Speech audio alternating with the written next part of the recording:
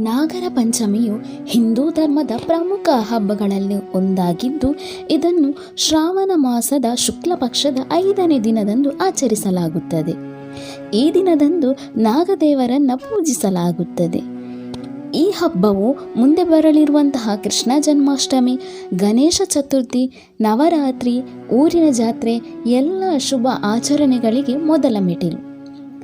ನಾಗ ಸಂತತಿ ಉಳಿದ ದಿನ ನಾಗರ ಪಂಚಮಿ ಅಂತ ನಿಮಗೆ ಗೊತ್ತಾ? ಹೌದು, ನಾಗರ ಪಂಚಮಿಗೂ ಮಹಾಭಾರತಕ್ಕೂ ಸಂಬಂಧವಿದೆ. ಅಭಿಮನ್ಯು ಹಾಗೂ ಉತ್ತರೆಯ ಮಗನಾದ ಪರೀಕ್ಷಿತ್ ಅರ್ಜುನನ ಮೊಮ್ಮಗ. ಈತನಿಗೆ ಶಮೀಕ ಋಷಿಯ ಪುತ್ರನಾದ ಶೃಂಗಿಯ ಶಾಪವಿರ್ತದೆ.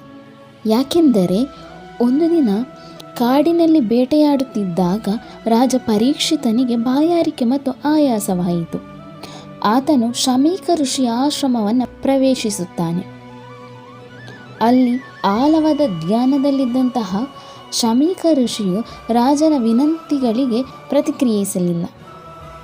ಕೋಪ ಮತ್ತು ಅವಮಾನದಿಂದ ಪರೀಕ್ಷಿತನು ಅಲ್ಲೇ ಸತ್ತು ಬಿದ್ದಂತಹ ಹಾವನ್ನು ಋಷಿಯ ಕುತ್ತಿಗೆಗೆ ಸುತ್ತು ಹಾಕಿ ಹೊರಟು ಹೋಗ್ತಾನೆ.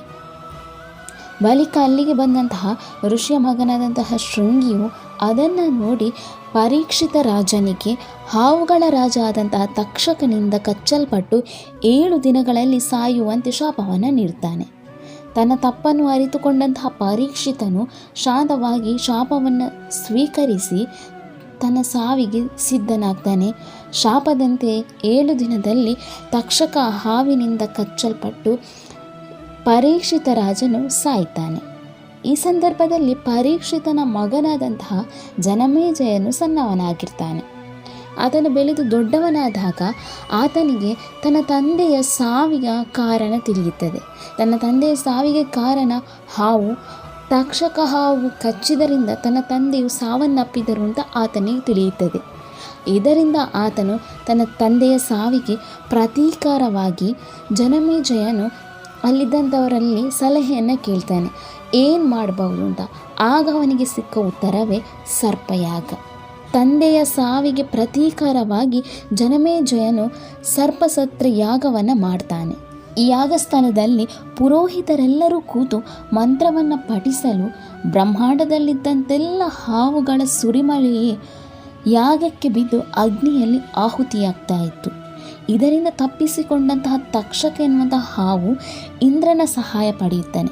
ಆದರೆ ಯಾಗದ ಮಂತ್ರವು ಇಂದ್ರನನ್ನು ಸಮೇತ ಯಾಗಕ್ಕೆ ಎಳೆಯಲು ಈ ಸಂದರ್ಭದಲ್ಲಿ ನಾಗಗಳ ದೂರದ ಸಂಬಂಧಿಯಾದಂತಹ ಆಸ್ತಿಕನಿಗೆ ಆತನ ತಾಯಿಯು ನಾಗಗಳ ವಂಶ ನಾಶವಾಗಬಾರದು, ಅವುಗಳು ಉಳಿಯಬೇಕು, ನೀನು ತಕ್ಷಣ ಹೋಗಿ ಯಾಗವನ್ನು ನಿಲ್ಲಿಸಬೇಕು ಅಂತ ಆಜ್ಞೆಯನ್ನು ನೀಡ್ತಾಳೆ.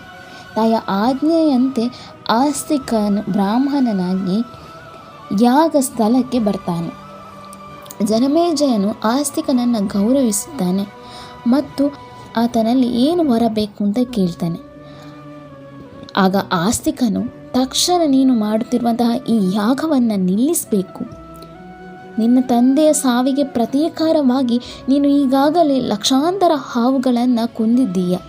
ಬ್ರಹ್ಮದೇವರೂ ಕೂಡ ನೀನಿಷ್ಟೊಂದು ದುಷ್ಟ ಸರ್ಪಗಳನ್ನು ಕೊಲ್ಲುವುದರಲ್ಲಿ ತೃಪ್ತನಾಗಬೇಕೆಂದು ಬಯಸುತ್ತಾನೆ. ಹಾಗೂ ಅವುಗಳ ಸಂತತಿಗಳನ್ನು ನಾಶವಾಗದೆ ಅವುಗಳು ಉಳಿಯಬೇಕು ಅಂತ ಆತನು ಜನಮೇಜಯನ ಮನವನ್ನು ಒಲಿಸಲು ಜನಮೇಜಯನು ಆಸ್ತಿಕನ ಮಾತಿಗೆ ಗೌರವ ಕೊಟ್ಟು ಸರ್ಪಯಾಗವನ್ನು ನಿಲ್ಲಿಸ್ತಾನೆ. ಸರ್ಪಯಾಗ ನಿಲ್ಲಿಸಿದ ದಿನ, ನಾಗಗಳು ಉಳಿದಂತಹ ದಿನ ಶುಕ್ಲ ಮಾಸದ ಪಂಚಮಿಯಾಗಿದ್ದರಿಂದ ಇಂದಿಗೂ ಅದನ್ನು ನಾಗಗಳನ್ನು ಆರಾಧಿಸುವ ನಾಗರ ಪಂಚಮಿ ಎಂದು ಆಚರಿಸಲಾಗುತ್ತದೆ. ಅದಲ್ಲದೆ ಕೃಷ್ಣನಿಗೂ ಹಾಗೂ ನಾಗನಿಗೂ ಸಂಬಂಧವಿದೆ.